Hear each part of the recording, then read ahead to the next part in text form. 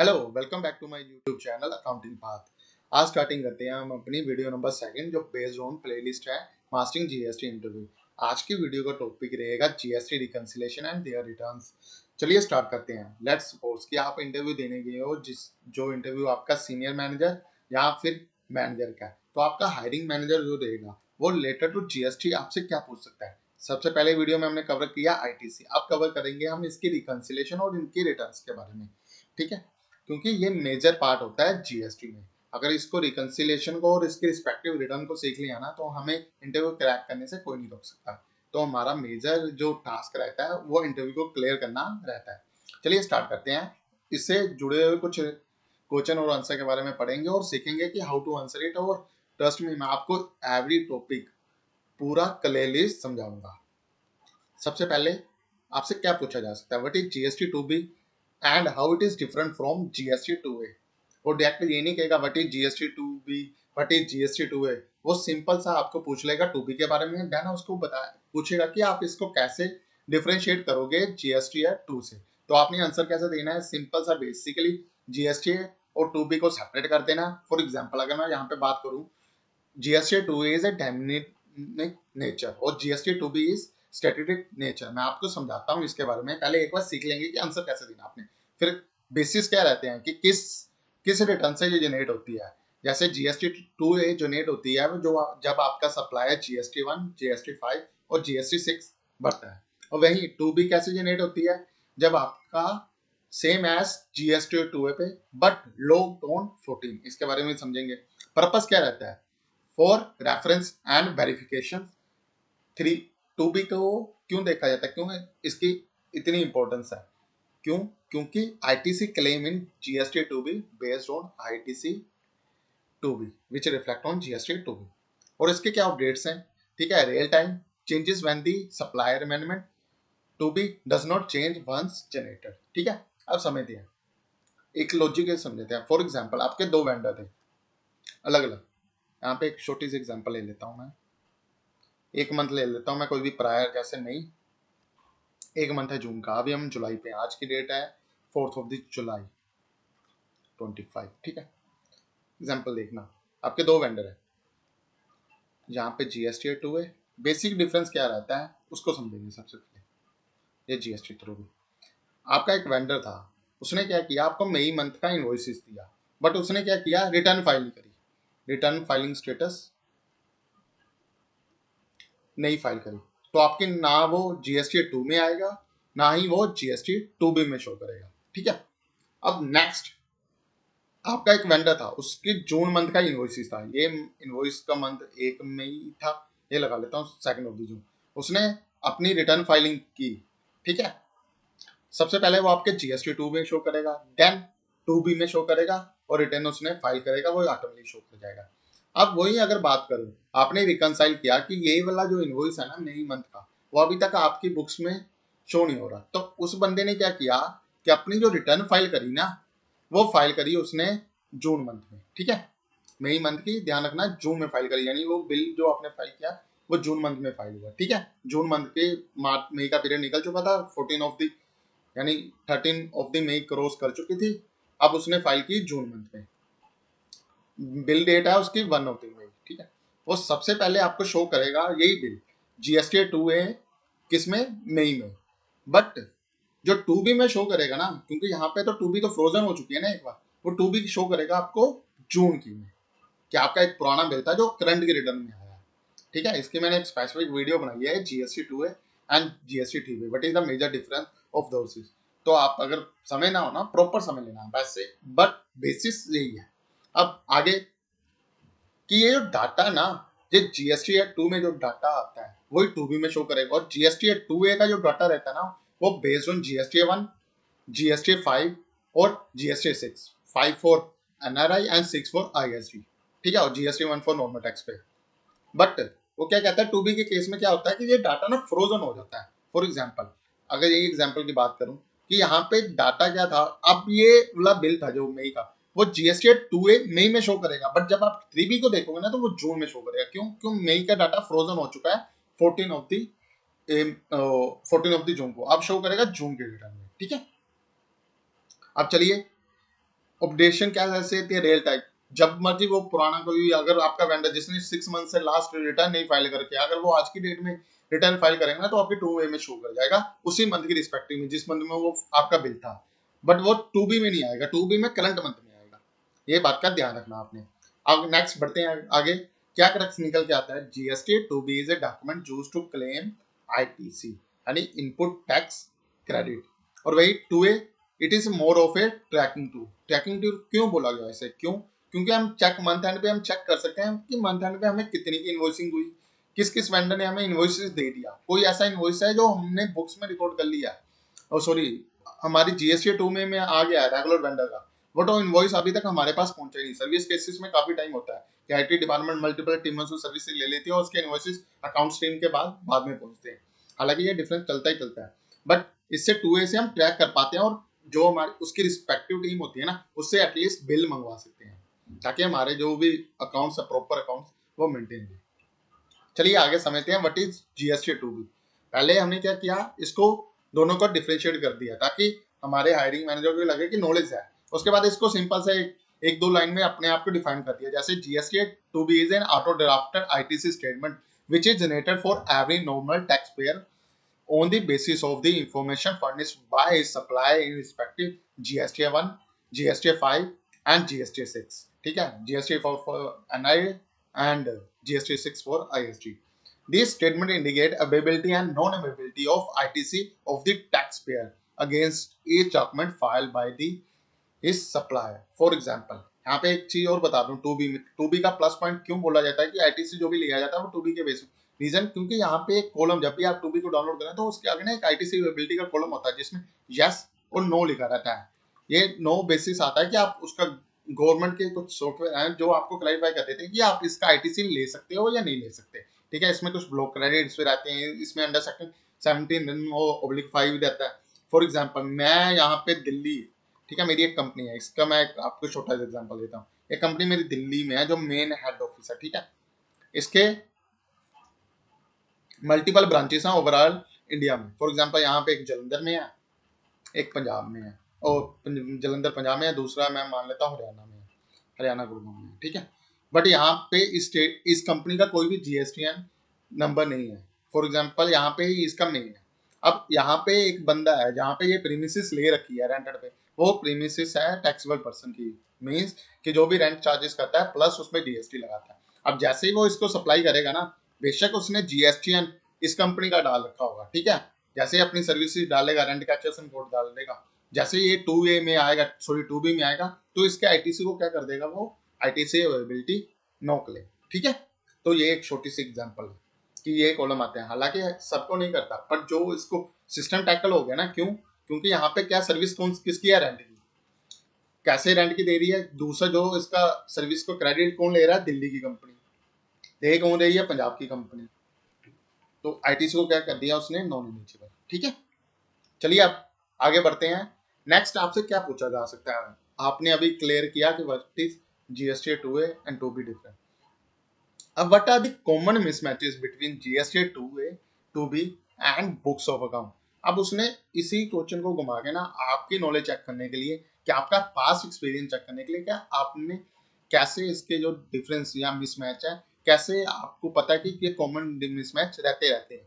आप किसी भी कंपनी में चले जाओ, वहां कभी भी 100% correction proper books of account नहीं मिलते, क्योंकि जब जब आप काम करोगे गलतियां होंगी, सभी के साथ गलतियां होती हैं, जो भी एक मिस्टेक है ना वो ह्यूमन एरर है, सभी से हो जाती है।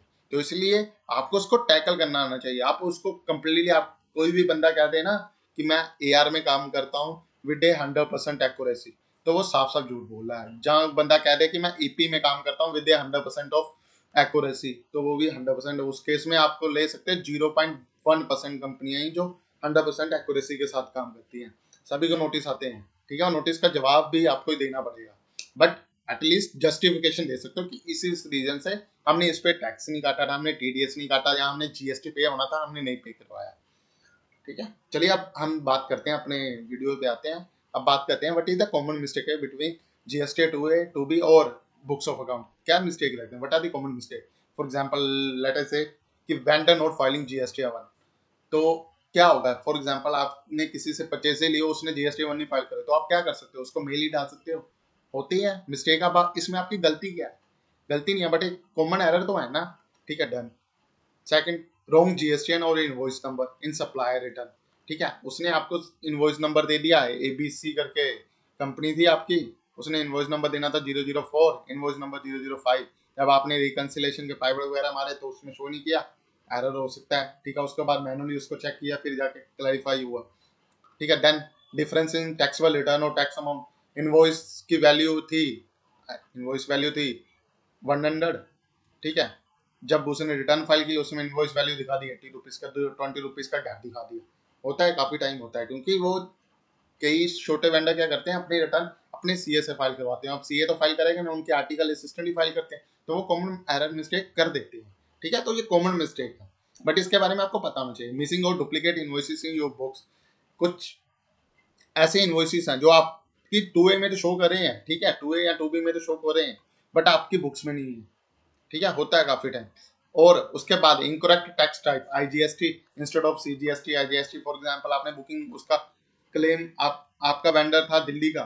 ठीक है, आपने बाय एरर क्वेश्चन हुआ, बट आज की टाइम पे तो सॉफ्टवेयर लेते नहीं, बट क्या किया, उसको आपने दिखा दिया, आपकी कंपनी हरियाणा रजिस्टर्ड है, वेंडर आपका दिल्ली का, आपने बुकिंग करनी थी आईजीएसटी में। ठीक है, बुकिंग आपने कर दी सीजी और एचजीएसटी में, तो हो सकती है ये गलती है। तो ये कैसे, एक इसको कैसे करना है, this leads to ITC mismatch notice और ब्लॉक आईटीसी अंडर रूल 36(4). ठीक है, तो ये एक छोटी सी एग्जांपल है, इसको समझ देन नेक्स्ट क्या पूछा जा सकता है आपसे। सबसे पहले अब आपने क्या किया, आपकी नॉलेज चेक हो गई, होगी ना चेक भाई। अभी अभी तो आपने किया ना जीएसटी या 2A 2B का डिफरेंस, उसके बाद आपने कॉमन मिस्टेक बता दी। ठीक है, उसके बाद ये तो होगी नॉलेज की बात। इंटरव्यू जब भी क्रैक होगा ना, दो चीजों से क्रैक होगा, एक आपकी नॉलेज से, दूसरा क्रैक होगा आपकी सॉफ्ट स्किल से। जिस बंदे के पास ये है, ठीक है, बट ये नहीं है, तो इंटरव्यू क्रैक नहीं हो पाएगा। ठीक है, अगर ये है तो ये नहीं है, नॉलेज नहीं है, तो इंटरव्यू तब नहीं है। आपको दोनों चीजें, तभी तो मैं कहता हूँ अपने इंटरव्यू में साफ कहता हूँ कि आपको सॉफ्ट स्किल आनी चाहिए। कम्युनिकेशन से ज्यादा सॉफ्ट स्किल मायने रखती है। कम्युनिकेशन एक एंड पे खत्म हो जाता है, बट जब तक आपके सॉफ्ट स्किल नहीं आएंगी, आप क्लियर नहीं कर पाओगे इंटरव्यू, समझ लीजिए। ठीक है, तो आप क्वेश्चन क्या है हमारा, how should this matches to be resolve practically. तो आंसर क्या रहना चाहिए आपका, right now if I say कि मैं what step I take in my company to resolve this kind of mismatches. तो फर्स्ट इज रिकंसाइल रेगुलरली। मैं trust me, मैं अगर अपनी एपी की बात करूँ ना, तो मैं वीकली बेसिस पे ना जीएसटी 2A डाउनलोड करता हूँ, उसको बुक से रिकंसाइल करवाता हूँ अपनी टीम को बोल के, क्योंकि ये जरूरी है। उसके बाद follow up with vendor to file और करेक्ट जीएसटी 1। अब मेरी कंपनी बड़ी है, तो अब उसमें क्या हो चुका है कि ई इनवॉइसिंग आ चुका है। अब जब जब इनवॉइसिंग रहेगा, वो सबसे पहला डाटा कहाँ शो करता है, जीएसटी 2 में। ठीक है, सभी वेंडर ही, आप कोई ऐसा वेंडर तो होगा नहीं कि इतनी बड़ी एमएनसी चला रहा है या कंपनी चला रहा है, उसकी टर्नओवर 5 करोड़ से क्रॉस ना की हो।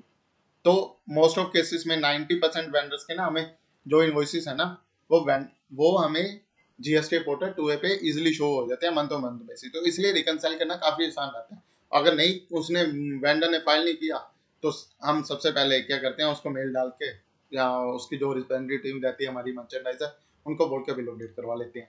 Then maintain detail reconciliation log. अब रिकंसिलेशन लॉग क्या होते हैं, ठीक है, सबसे पहले अगर मैं बात करूं, मेरा एक वेंडर था, उसने क्या किया, मई में हमें कुछ फाइलिंग गलत की कि एसेस का क्रेडिट दे दिया। ठीक है, क्रेडिट एक्सेस दे दिया। उसने क्या किया, मैं अपने एंड पे चेंज नहीं करूंगा, आप ना इसे अभी के लिए आप छोड़ दो, नेक्स्ट मंथ में मैं इसको सेटल कर दूंगा। तो उसने क्या किया, हालांकि होना नहीं चाहिए ऐसा, बट उसने क्या किया, वो कुछ इनवॉइस की सेटल की, आपका टैक्स क्रेडिट उसने इस मंथ में कम करके उसको मैच करवा दिया। ठीक है, तो रिकंसिलेशन लोग हो गए ये भी। अब उसके बाद उसने क्या किया, आपके दो इनवॉइसेस थे मई के, जो आपकी जीएसटी 2 में नहीं आए। ठीक है, ये बेटर एग्जांपल है, ना ही 2A में आए, ना ही जीएसटी 3B में आए। ठीक है, आपने बुकिंग कब की है, इसकी बुक्स ऑफ अकाउंट में कब रिकॉर्ड की है, मई में। ठीक है, मई की 2B में। अब ये 2B में बोले आपकी जून मंथ की। ठीक है, बट जून की आपके बुक्स ऑफ अकाउंट के जून के डाटा में तो शो करेंगे नहीं ना, क्योंकि जब आपने मंथ को आईटीसी को एक्सपोर्ट करोगे पूरे पूरे को, तो उसमें ये दो इनवॉइस नहीं आएंगे। तो क्या हमें लास्ट मंथ में जो फाइलिंग होता है ना, तो उसका एक प्रॉपर रिकंसिलेशन लोग बना के रखने हैं, ताकि हमें एटलीस्ट पता रहे कि कौन सा इनवॉइस किससे पर्टेनिंग था, ठीक है ना। Then claim only eligible ITC as per two B, आपको वही आईटीसी अपनी बुक्स में बुक करना है, ठीक है, उसी को आपने दिखाना है जो जो एलिजिबल है, यानी यहाँ पे एप्लीकेबिलिटी यस है, उस आईटीसी को आपने बुक्स में डालना है, यहाँ पे नो लिखा रहता है, ठीक है। अगर मैं नेक्स्ट वीडियो बनाऊंगा जिसमें मैं प्रॉपर रिकंसिलेशन करूंगा कि how to reconcile GST two और sorry books of account versus two B, कि कैसे प्रॉपर रिकंसिलेशन एक्सेल पे आपको करके बताऊंगा, जिसमें मैं एक्सेशन और सॉरी जीएसटी नंबर और इनवॉइस नंबर की हेल्प से दोनों को रिकंसाइल करूंगा। आई होप मैं जल्दी बनाऊँ। और उसके बाद use automation tool to speed up matching, अब जैसे टैली आ चुका है, जो आ चुका है, वो क्या करते हैं ऑटोमेटिकली मैच कर देते हैं आपकी जो बुक्स ऑफ अकाउंट्स है ना उनको टूबी के साथ, ठीक है। देन उसके बाद consistency and timely vendor communication are a key of this, ठीक है। अगर आपको बुक्स ऑफ अकाउंट्स मैच करने हैं तो आपको क्या कंसिस्टेंट रखना है, कंसिस्टेंट कैसे रेगुलर रिकंसाइल करने है, उसके बाद वेंडर के साथ कम्युनिकेशन आपकी प्रॉपर होनी चाहिए। कोई भी जरूरत पड़ती है आपको ऐसा होना चाहिए कि आप एक फोन करें, अगला एक फोन पे ही आपको रिस्पॉन्स करे, ठीक है। चलिए अब आगे बढ़ते हैं, कुछ अब बात करते हैं, ये तो हो गए आपके नॉलेज सोर्स के, अब बात करते हैं कुछ ऑडिट्स की, ठीक है। हालांकि ये जीएसटी 9 को एक रिटर्न की तरह देखा जाता है, बट अगर अच्छी कंपनी में जाओगे ना तो इसको एज ए ट्रेड ऑडिट किया जाता है, जीएसटी 9 इज ऑडिट, काफी कंपनियों में होता है। आप गवर्नमेंट ने कुछ छूट दे दी इस पे, बट आज भी काफी हद तक इसको प्रायोरिटी दी जाती है मोर देन जीएसटी रिटर्न, क्योंकि रिटर्न तो हम रेगुलरली फाइल करते हैं और जीएसटी 9 एक बार फाइल हो गया उसके बाद ना ही इसको अमेंड कर सकते हैं ना ही चेंजेस कर सकते हैं, ठीक है। चलिए, what is GST9 and who is required to file it? Answer: GST9 is the annual return that summarizes the data filed in GST1, GST3B for the entire financial year. Next, mandatory for all regular taxpayer with turnover above 2 crore. अब आपकी MNC है तो ये तो automatic crore कर जाएगा, 2 करोड़ होती क्या है, यहाँ पे 100-200 करोड़ तुम मंथली सेल रहती है कंपनी तो उसके लिए 2 करोड़ कुछ नहीं है। अब इसमें क्या क्या आता है, it includes sale and purchase summary, आपसे पूछा जा सकता है, आपने आंसर कैसे देना है, ये प्रॉपर है। ITC claim, tax paid and payable, used to cross verify data filed during the year. अब यहाँ पे जीएसटी की ना दो रिटर्न होती हैं, GSTR9 एंड GSTR9C, ठीक है। अब 9 में क्या क्या आता है, सिंपल सा, आपने जो जो डाटा GST1 और 3B में भरा है ना वो प्रॉपर आता है। आप फॉर एग्जांपल, अब इसको क्यों भरा जाता है, ये एक तरह से ना कंप्लीट समरी स्टेटमेंट होती है। फॉर एग्जांपल आपने क्या किया, GSTR3B में क्या किया, आपने एसएस क्रेडिट क्लेम कर दिया, ठीक है, गलती से हो गया, जब अब तो नहीं होता, पहले हो सकता था, क्योंकि अब तो ऑटोमेटिकली रेड फ्लैग शो करता है, आज भी कर दिया उसने, for example red flag show कर दिया आपने, तब भी एक्सेस क्रेडिट क्लेम कर दी, अब उसके वो बिल आपकी बुक्स में आया ही नहीं, तो क्या कहता है गवर्नमेंट, कहती है कि आप 9 फाइल करते टाइम जो आपने एक्सेस क्रेडिट ले रखा ना उसको कम करके आप इस पे टैक्स पे करवा दो, ठीक है। या आपने कभी एक्सेस क्रेडिट लिया था, ठीक है, या कुछ ऐसी पेमेंट्स ली थी, फॉर एग्जाम्पल आपका बिल मई में बुक हुआ, ठीक है, मई में आया आपकी बुक्स सॉरी जीएसटी रिटर्न में, बट उसका आईटीसी आपने जून में ले लिया, तो जो एक मंथ का इंटरेस्ट है ना गवर्नमेंट कहती है मेरे को पे करवा दो, मैं आपको कोई पेनल्टी कोई कोई ऐसा नोटिस नहीं निकालूंगी जिस पे आपको तकलीफ हो। तो क्या करता हूँ मैं, सिंपल सा इस पे क्या करूंगा, इंटरेस्ट पे करवा दूंगा जीएसटी 9 में, ठीक है। ये यहाँ पे ये समझ लीजिए कि अप्रैल में आपने कोई आपका कोई आईटीसी था, ठीक है, जो आपको आपने अप्रैल में एक्साइज ले लिया, उसका आईटीसी बोला मई में, या मई का कोई बिल था जिसका आईटीसी आपने मई में ले लिया, पर एक्चुअल में वो आईटीसी जो आपकी पोर्टल पे शो हुआ, यानी उसने रिटर्न फाइल करी, लेट फाइलिंग करी तो जून में शो हो रहा, तो गवर्नमेंट कहती है कि उस पर जो 1.5% इंटरेस्ट है ना आप मेरे को पे करवा दो, ठीक है, मैं आपको कोई नोटिस नहीं। देन उसके बाद बात करते हैं, ये तो होगी एक रिटर्न, अब बात करते हैं सेकंड रिटर्न की, GST9C क्या होती है और what is role in reconciliation, ठीक है। ये बहुत मोस्ट इंपोर्टेंट रिटर्न है, ये प्रॉपर ध्यान से देखना, बस सिंपल सा कुछ ज्यादा डिटेल नहीं जाती। एक रिकंसिलेशन स्टेटमेंट होती है, 9C is a reconciliation statement applicable for tax payer with turnover above 5 crore, 9 की कितनी थी 2 करोड़, इसकी कितनी है 5 करोड़।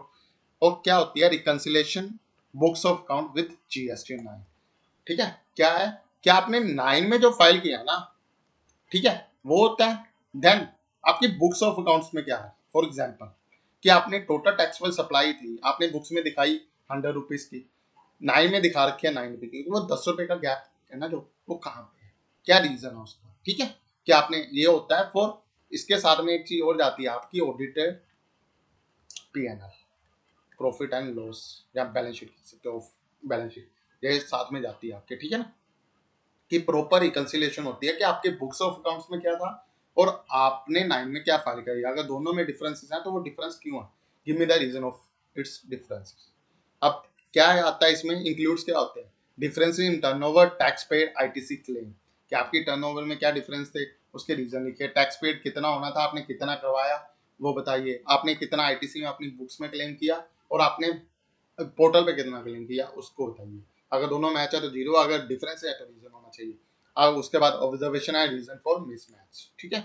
अब क्या है इसका crux, it is a financial complexes checkpoint and ensure accuracy of returns. Simple सा ये 9 और 9C का रिकंसिलेशन है कि एक प्रॉपर गैदर डाटा है जो हमें बुक्स के डाटा से मिसमैच बताता है, ठीक है। अगर फॉर एग्जांपल अगर यही रिटर्न ना हो ना, तो अगर मैंने मिसमैचिंग निकालनी हो ना books of account versus GST, तो मेरे को कहूँगा मेरे को कम से कम 2 या 3 दिन लग सकते हैं। अगर मैं सिंपल सी 9C की रिकंसिलेशन और बुक्स ऑफ अकाउंट्स की रिकंसिलेशन कर लूंगा ना, 9C versus books of reconciliation कर लूंगा, तो इजीली मैं एक एक दिन में भी इसको खत्म कर सकता हूँ, ठीक है ना। अगर छोटी कंपनी है, कंपनी विद 100 करोड़ टर्नओवर, ठीक है। अगर वही वही बड़ी कंपनी है तो फिर तो और थोड़े से आपको पता ही है क्या मिसमैचेस होते हैं, जो काम कर रहे हैं उसको सब पता है क्या कैसे कैसे मैनिपुलेट किया जाता है बुक्स ऑफ अकाउंट्स को। चलिए अब आगे बढ़ते हैं, वो हमारा मैटर नहीं है, हमारा मैटर है कि इंटरव्यू को क्रैक कैसे करना है, उसके बारे में सीखेंगे। What are the consequence for not reconciling properly, क्या क्या कारण रह सकते हैं कि आप उसको रिकंसाइल नहीं होता, क्या परिणाम रह सकते हैं। तो आपका आंसर क्या रहना चाहिए, नोटिस अंडर सेक्शन 33, 73 एंड 74, जिसमें आएगा नोटिस आपका शॉर्ट टैक्स का नोटिस आ सकता है, जिसमें टैक्स को शॉर्ट पेड किया हो आपने, गलत आईटीसी क्लेम किया हो, उसके बाद interest and penalty on excess ITC claimed, then rejection of ITC in scrutiny audit, और at last poor GST rating affecting your vendor relationship, ठीक है। अगर फॉर एग्जांपल ये तो मैंने बात कर ली थी कि जीएसटी एक्चुअली बेस्ड ऑन, अगर यहाँ पे आप थोड़ी सी भी गलती करते हो तो आपके वेंडर के साथ रिलेशन बिगड़ सकते हैं, आपके भी बिगड़ सकते हैं, आपके जो वेंडर है उनके साथ भी आपका बिगड़ सकते हैं, ठीक है ना। तो क्या करेक्शन निकल के आता है, proper reconciliation help avoid financial and legal troubles. चलिए अब आगे बढ़ते हैं, क्लोजिंग समरी देते हैं कि क्या वीडियो में क्या सीखा, ठीक है। Reconciliation is more than compliances, it protect your cash and credibility, ठीक है। Then learn the technical difference between forms, track mismatches proactively and treat 9 and 9C like a financial audit because they are, ठीक है। आपने सबसे पहले क्या करना है कि रिकंसिलेशन कंप्लायंसेस से ज़्यादा जरूरी है, ठीक है। आप कंप्लायंसेस को काफ़ी हद तक मैनेज कर सकते हो, ठीक है ना। आप काफ़ी कई केसेस में आप ये दे सकते हो कि एटलीस्ट एक क्लैरिफिकेशन दे सकते हो कि इस रीजन से हमने ये किया, ठीक है। बट अगर आपका डाटा ही रिकंसिल नहीं देगा ना, तो फिर तो कुछ नहीं हो सकता, ठीक है। देन उसके बाद फिर तो ऑडिटर आपको छोड़ेगा नहीं, ऑडिटर यहाँ तो ऑडिट की बैलेंस शीट पे ऑडिट साइन नहीं करेगा आपने, यहाँ तो फिर वो हैवी अमाउंट लेगा आपसे। उसके बाद आपको टेक्निकल डिफरेंसेस पता होने चाहिए जो आपके फॉर्म्स हैं, मिसमैचेस हैं, और जो 9 और 9C को कैसे रिकंसाइल करना जरूरी है, प्रॉपर रिकंसिलेशन, इन सब के बारे में पता होना चाहिए, ठीक है। ये थी आज की हमारी सेकंड वीडियो। अब नेक्स्ट वीडियो आपके लिए मैं जल्दी लेकर आऊँगा। अगर आपको वीडियो अच्छी लगी हो प्लीज़ लाइक करें और कमेंट करके बताएं कि वीडियो कैसी लगी आपको, आपने क्या क्या सीखा। और उसके बाद अगर आपने अभी तक चैनल को सब्सक्राइब नहीं किया प्लीज़ सब्सक्राइब कीजिए। Thanks for watching.